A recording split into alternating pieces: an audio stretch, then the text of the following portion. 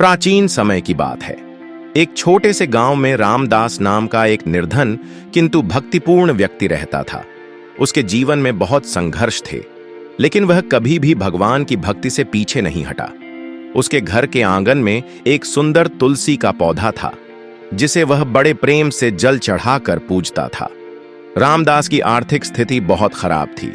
रोज की मजदूरी से ही किसी तरह पेट भरता, लेकिन फिर भी वह हर शाम तुलसी के पास एक दीपक जलाता और भगवान विष्णु का ध्यान करता। गांव के कुछ लोग उसका मजाक उड़ाते और कहते, दीप जलाने से तेरा पेट नहीं भरेगा, भगवान तुझे अमीर नहीं बनाएंगे। रामदास मुस्कुराकर कहता, भगवान की कृपा से सब ठीक होगा, बस सच्ची श्रद्धा रखो। एक दिन गांव में एक धनी व्यापारी आया। उसने ऐलान किया कि वह अपने व्यापार के लिए एक ईमानदार व्यक्ति की तलाश कर रहा है, जिसे वह अपना सहायक बना सके।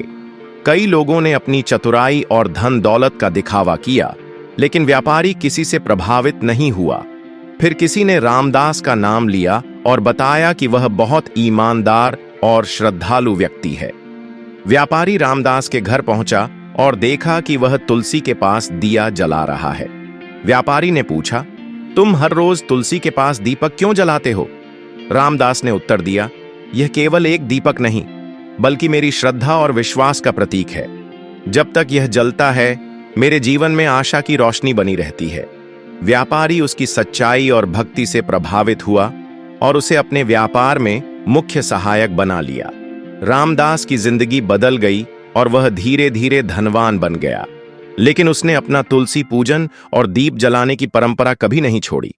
कहानी की सीख एक, सच्ची श्रद्धा और भक्ति कभी व्यर्थ नहीं जाती। 2, तुलसी माता की कृपा से जीवन में सुख समृद्धि आती है। 3, आशा और विश्वास की ज्योति जलती रहे तो अंधकार कभी टिक नहीं सकता। इस तरह तुलसी के पास दीप जलाने की परंपरा सिर्फ एक धार्मिक अनुष्ठान नहीं, बल्कि सकारात्मक ऊर्जा और ईश्वर की कृपा प्राप्त करने का एक दिव्य माध्यम है।